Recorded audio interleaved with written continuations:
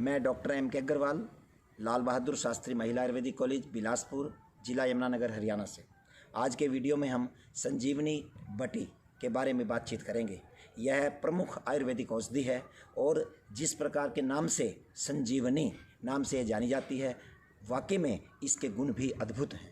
जिस प्रकार से लक्ष्मण जी को संजीवनी बूटी ने पुनर्जीवित किया था, इसी प्रकार के पुनर्जीवित करने के लक्षण, शरीर को सुचारू रूप से चलाने के लक्षण इसमें पाए जाते हैं। इसका आमतौर पर प्रयोग हम flu, influenza, tonsillitis as antibacterial action के रूप में, एंटीसेप्टिक के रूप में और एंटी कैंसर के रूप में ये हमारे शरीर में काम करती है। इसके प्रभाव से एंटीवायरल एक्शन भी इसके अंदर है और यहाँ तक कि यह स्वेदल भी है, पसीना लाने वाली है और हर प्रकार के बुखार में, हर प्रकार के जो टॉक्सिन्स के कारण हमारे शरीर में जो दूषित हो जाता है, जिस प्रकार के लीवर आदि का दूषित होना, उन सब को भी यह टॉक्सिन्स को शरीर से बाहर निकाल करके शोधन करती है। इसके अलावा इसका प्रयोग जो है सर्पदंश में भी कहा जाता है। लेकिन जो दूसरे विषैले प्रभाव हैं, जिस प्रकार के अगर किसी को ये जो है बिच्छू वगैरह के काटने में, या जो दूसरे जो वेनम्स हैं जैसे कि ये कीट पतंगों के जो विषैले प्रभाव हैं, तो वो इससे दूर हो सकते हैं। ये तो मैं इनको डिटेल में अब तुम्हें बताऊंगा आपको कि आपको इस बटी के बारे में संपूर्ण जानकारी देने की कोशिश करूंगा। इसका आयुर्वेदिक कंसेप्ट तो आप बुक्स में देखते ही हैं, लेकिन हमें साइंटिफिकली इसके डेटे के ऊपर ध्यान देना पड़ेगा। सबसे पहले कि ये जो है इसके अंदर इंग्रेडिएंट्स पे हम ध्यान देंगे। इसके अंदर कितने इंग्रेडिएंट्स पाए जाते हैं। इसके अंदर भिलावा और वत्सनाभ जैसे उपविष भी इसमें डाले गए हैं, इसलिए इसका प्रयोग बड़े ध्यानपूर्वक और बच्चों में हम नहीं करते हैं, या गर्भवती महिलाओं में भी इसका प्रयोग नहीं करते हैं। इसके मात्रा के बारे में हमें काफ़ी सजग होना पड़ता है और वैद्य के देखरेख में ही इस गोली का हम प्रयोग रोगियों पर करना चाहिए या इनको लेना चाहिए। इसके अंदर मुख्यतः भिलावा और वत्सनाभ पाया जाता है। इसके अलावा सौंठ और पिपली इसके अंदर पाई जाती है। त्रिफला, हरड़, भेड़ा और आंवला ये इसमें पाए जाते हैं और गिलोय भी इसके अंदर पाया जाता है। सौंठ और पीपल भी इसके अंदर पाया जाता है। तो इस प्रकार टोटल जो है 10 इंग्रेडिएंट हैं और हम गौमूत्र के प्रभाव से के हिसाब से जो है इनका निर्माण करते हैं। तो मुख्यतः जो मैंने आपको बताया कि भिलावा, गिलोय, सौंठ, मिर्च, सौंठ, पीपल, त्रिफला और इसके अलावा बच, वायुविडंग भी इसमें पाए जाते हैं। इस प्रकार इन सब का जो नेट इफेक्ट है वो यह है कि यह ड्रग विशेष तौर से यह आयुर्वेदिक औषधि जो है ज्वर घन है और कृमि घन भी है, तथा शरीर के अंदर पाई जाने वाली किसी भी प्रकार के इन्फ्लामेटरी प्रोसेसेस को ये रोकती है और नर्वस टॉनिक भी है और हृदय को ताकत देने वाली भी है। इसका प्रयोग करते समय हमें ये देखना होगा कि ये किस प्रकार से ये काम करती है, इसके बारे में हमें ज्ञान रखना ही पड़ेगा। जैसे कि हमारे शरीर में जब हम इसको लेते हैं, गोली को देते हैं, पेशेंट को देते हैं, तो जो आम की वजह से जो डाइजेस्टिव सिस्टम की विकृतियों के कारण जो रोग पैदा हो जाते हैं और हमारे स्रोत जो बॉडी के चैनल्स हैं उनमें रुकावट पैदा आ जाती है, उसे इस गोली के प्रयोग से हम दूर कर सकते हैं और डाइजेशन में सुधार आ जाता है। यहाँ तक कि रोगी के अंदर ब्लड शुगर के अंदर भी इसका विशेष प्रभाव देखा गया है, क्योंकि इसके अंदर एंटीऑक्सीडेंट एक्टिविटी होती है। एंटीऑक्सीडेंट एक्टिविटी के कारण जो पैनक्रियाटिक सेल्स हैं उनमें जो डैमेज होती है उसको ये रिपेयर करती है, बचाती है और इंसुलिन के सेक्रेशंस को ज़्यादा स्रावित होने लगती हैं। इस प्रकार इसका एंटी डायबिटिक एक्शन देखा गया है। इसके अलावा इसके लेने से अल्फा एक विशेष प्रकार का एंजाइम होता है, अल्फा ग्लूकोसाइडेस जिसको हम कहते हैं, उसको डाइजेस्टिव सिस्टम के अंदर ये थोड़ा जो है उसके स्राव को कम कर देती है और जिसके कारण जो कार्बोहाइड्रेट्स हैं वो ग्लूकोज के अंदर परिवर्तित नहीं होते, जिसका नेट इफेक्ट आता है कि ग्लूकोज का लेवल ब्लड में कम हो जाता है और एज ए हाइपोग्लाइसेमिक एजेंट के रूप में भी हम इसका प्रयोग कर सकते हैं। लेकिन ज़्यादातर इसका प्रयोग श्वास रोगों में, श्वास के रोगों में, रेस्पिरेटरी डिजीज़ में, किसी भी प्रकार के बुखार में, नर्वस डिजीज़ के अंदर, हृदय के अंदर और इवन देन यहाँ तक कि कैंसर आदि में भी इसका हम प्रयोग कर सकते हैं। और जैसे मैंने बताया कि विष के अंदर तो इसका विशेष प्रयोग है ही। तो अभी मैं इसके ऊपर प्रकाश डालेंगे हम इस बात पे कि ये एंटी कैंसर प्रभाव कैसे करती है। एंटी कैंसर में क्या होता है, कैंसर सेल्स के अंदर जो है जिस व्यक्ति में कैंसर सेल्स की ग्रो होने लगती है, उनके अंदर एक विशेष प्रकार का एंजाइम होता है जिसको ग्लूटाथियोन बोलते हैं। उसकी जो है मात्रा बढ़ जाती है, उसकी मात्रा इस गोली के देने से ग्लूटाथियोन की मात्रा बढ़ जाती है। ग्लूटाथियोन की मात्रा बढ़ने से जो एंटीऑक्सीडेंट एंजाइम्स होते हैं वो एक्टिव हो जाते हैं, और एंटीऑक्सीडेंट एंजाइम एक्टिव होने के कारण वो सेल्स हैं उसके कैंसर के, ट्यूमर के, उनकी ग्रोथ रुक जाती है, क्योंकि उनके अंदर जो फ्री रेडिकल्स के कारण जो वो ग्रो करते हैं वो डैमेज होने लगते हैं और एपोप्टोसिस उसमें इंड्यूस हो जाती है। इसके अतिरिक्त जो ब्रेस्ट कैंसर सेल्स होते हैं जिनको MCF7 हम कहते हैं, और P47D, ये 2 प्रकार के सेल हैं जिनको हम ब्रेस्ट कैंसर के अंदर जो पाए जाते हैं। इनके अंदर भी इसका विशेष प्रभाव देखा गया है कि इन सेल्स के अंदर यह जो है विशेष तौर से उनमें जो इसकी एक्टिविटी है, इसकी क्या नाम, COX-2 की, उस एक्टिविटी को ये कम कर देती है, और कम करने के कारण एंटी इन्फ्लामेटरी ये जो फैक्टर है इसको कम करने के कारण वो प्रोलिफरेट सेल नहीं कर पाते और उनकी डेथ होने लगती है। इसलिए कैंसर में ये विशेष तौर से लाभकारी है। इसके अतिरिक्त इसके स्नेक बाइट के अंदर या किसी भी प्रकार के कीट पतंगों के विषैले प्रभाव के अंदर भी इसका हम प्रयोग करते हैं, और ये विशेष लाभकारी है। इसका कारण क्या है कि संजीवनी बट्टी के लेने से इसके अंदर एक विशेष प्रकार का एंजाइम पाया जाता है जिसको हम बोलते हैं PLA2, अर्थात इसको हम पूरे शब्दों में कह सकते हैं कि इसका नाम है पॉली जो है फॉस्फेटेस A1 A2, ये 2 प्रकार के एंजाइम जो हैं इनको ये ब्लॉक करती है। और इनके ब्लॉक करने का फ़ायदा क्या पड़ता है, क्योंकि जो वेनम होता है, किसी भी प्रकार का जो विष होता है, उन सब के अंदर मेलेटिन नाम का एक तत्व पाया जाता है, और मेलेटिन जो तत्व है वो जो इस एंजाइम को PLA2 को जो है जिसको फॉस्फोलाइपेज A2 बोलते हैं, और इसको जो है ये इनहिबिट कर देती है।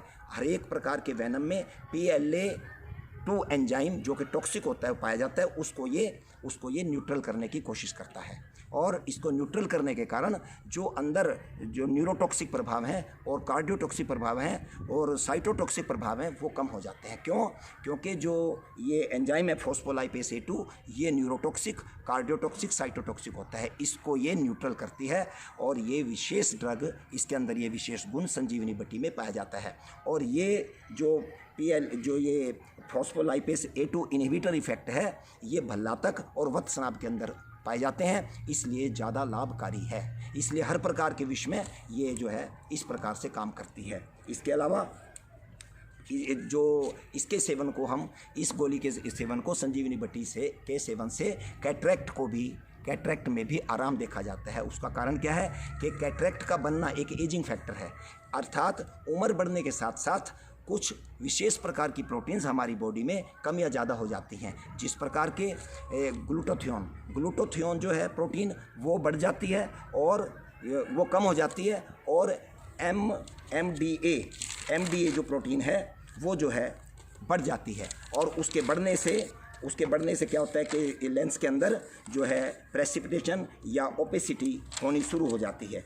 इसको हम बोलते हैं MDA को मेलोनिक डायाएल्डिहाइड, क्या बोलते हैं, मेलोनिक डाईएल्डिहाइड प्रोटीन बोलते हैं। ये जो है एजिंग फैक्टर के साथ, उम्र के साथ साथ हमारे ब्लड में बढ़ जाती है, और इसके बढ़ने से जो आँख के अंदर पाया जाने वाला जो लेंस है उसके अंदर प्रोटीन्स प्रेसिपिटेट होने लगती हैं, और उसकी वजह से ओपेसिटी हो जाती है। तो ये देखा गया कि संजीवनी बट्टी के प्रभाव से ये जो है इसका एंटी एजिंग इफेक्ट है इसके अंदर, क्योंकि इसके अंदर त्रिफला पाया जाता है, और त्रिफला के अंदर विशेष गुण है कि वो एंटी एजिंग फैक्टर्स को कम करता है। इसलिए इसकी मात्रा को, मेलोनिक डाईएल्डिहाइड की मात्रा को ये कम कर देती है। कम होने से प्रोटीन जमते नहीं है, और जो फर्स्ट स्टेज है कैटरेक्ट की उससे बचा जा सकता है। दृष्टि में भी इससे काफ़ी लाभ हो सकता है।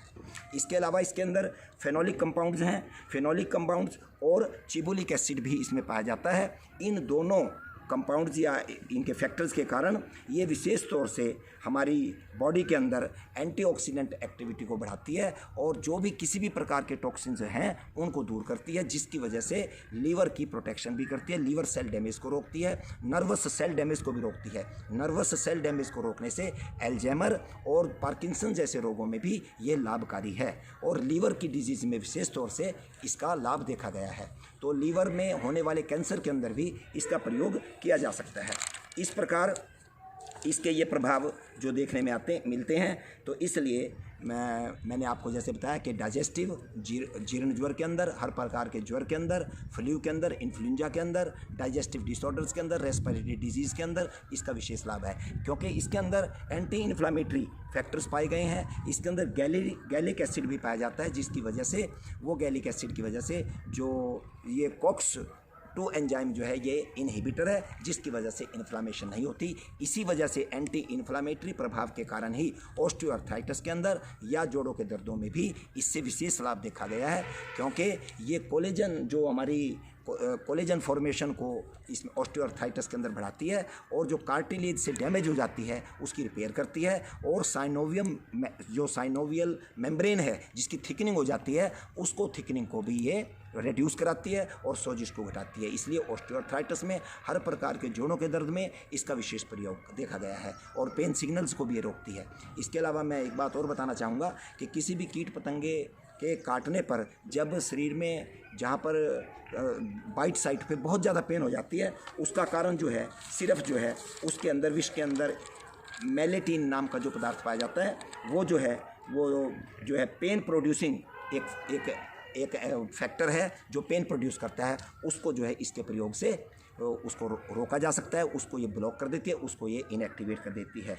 इस प्रकार हमने देखा। इसके अतिरिक्त इसका प्रयोग हम कृमियों को नाश करने के लिए भी हम कर सकते हैं, कृमियों के लिए, क्योंकि इसके अंदर वायुविडंग का भी प्रयोग किया जाता है, और वायुविडंग कृमिघन है। वायुविडंग का जो एक्शन है वो इस प्रकार है कि वायुविडंग के अंदर एक विशेष तत्व जो है, जो एम्बेलिन जिसको हम बोलते हैं, वो पाया जाता है, एम्बेलिन। और क्योंकि ये जो विषाक्त या पंजेंट गुण के कारण ये कृमिघन है, उष्ण कृमिघन है, और तीक्ष्ण होने के कारण ये कृमियों को नाश करती है। इस प्रकार आयुर्वेद शास्त्रों में लिखा गया है। लेकिन जो रिसर्च के आधार पर ये देखा गया है कि इसके अंदर एम्बेलिन जो एक घटक पाया जाता है, जो फाइटोकेमिकल है, वो है विशेष तौर से वो जो कृमि होते हैं हमारे इंटेस्टाइन्स के अंदर, वो उनमें गाबा जो रिसेप्टर्स हैं उनको एक्टिवेट कर देते हैं, जिसके कारण जो पैरासाइट्स हैं उनमें पैरालाइसिस हो जाती है, और क्लोराइड चैनल्स को खोल करके उसका जो नर्वस कंडक्शन सिस्टम है उसको ब्लॉक कर देता है, जिससे पैरासाइट्स की डेथ हो जाती है। और पैरासाइट्स, क्योंकि इसके अंदर हर्ड का इस्तेमाल भी किया गया है, तो उसकी वजह से, क्योंकि वो ग्लाइकोसाइड्स पाए जाते हैं जो कि अंतों में शोभक का काम करते हैं, कोलन इरिटेंट का काम करते हैं, पेरिस्टालिसिस मूवमेंट्स को बढ़ाते हैं। इसलिए इन दोनों प्रतिक्रियाओं को मिलाने से ये जो पेट में पाए जाने वाले पैरासाइट्स हैं या जो कीड़े जिनको हम आम भाषा में बोलते हैं, उनको नष्ट भी करती है और शरीर से बाहर भी निकालती है। इस प्रकार ये शरीर का हर प्रकार से शोधन करती है और अत्यंत महत्वपूर्ण औषधि है। इसकी मात्रा का चयन 125 मिलीग्राम के गोलियां इसकी मिलती हैं मार्केट में। उनका निर्धारण आप जो है अच्छे चिकित्सक की देखरेख में करें। 2 से 4 गोली तक दिन में 3 बार 4 बार भी दी जा सकती हैं। वो रोग की तीव्रता के अनुसार इसका फैसला किया जाता है। हर प्रकार के रोगों में यह जो है काम करने वाली है। और मैंने बताया कि ये एंटी एजिंग इफेक्ट भी इसमें है। एंटी एजिंग इफेक्ट क्यों? क्योंकि इसके अंदर कुछ ऐसे घटक पाए गए हैं जो बुढ़ापा या एंटी एजिंग जो वो हैं, हमारे जो सिम्टम है हमारी बॉडी में नहीं आने देते। जिस प्रकार के हर्ड है, वो टेलोमेयर जो लेंथ डीएनए लेंथ है उसको वो मेंटेन रखती हैं। उससे क्रोमोसोम्स जो है उनकी डिवीज़न आगे नहीं होती, और सेल जो है उन जरावस्था को, स्थिरता को प्राप्त नहीं होते, और वो दोबारा अपने अंदर वही जो है ऊर्जा अपने अंदर पैदा करते हैं। इस प्रकार हमारे शरीर को ये तंदुरुस्त और दुरुस्त रखती है। इस प्रकार इसका प्रयोग हम हर प्रकार के रोग में कर सकते हैं। संजीवनी बटी एक वरदान है, और जैसा ऋषि मुनियों ने इसके बारे में लिखा है शास्त्रों में, वो आज भी जो नई रिसर्चेस यूनिवर्सिटीज़ में, फार्मास्यूटिकल इंडस्ट्रीज़ में जो हो रही हैं, वो उसके मापदंडों पर पूरी सही उतर रही हैं। इसलिए हमारे आचार्यों ने जो इसके बारे में वर्णन किया है वो बिल्कुल सही है। भाव प्रकाश निघंटु के अंदर या दूसरी चरक संहिता के अंदर सब जगह इसका वर्णन है। अत्यंत जो है फार्मूलेशन है आयुर्वेद का बहुत अच्छा, और इसका प्रयोग आप हर प्रकार के रोगों पे कर सकते हैं। और इसके बाद मैं अगली बार किसी और नई वीडियो के साथ, किसी और नए टॉपिक के साथ फिर उपस्थित हूँगा। धन्यवाद। जय हिंद।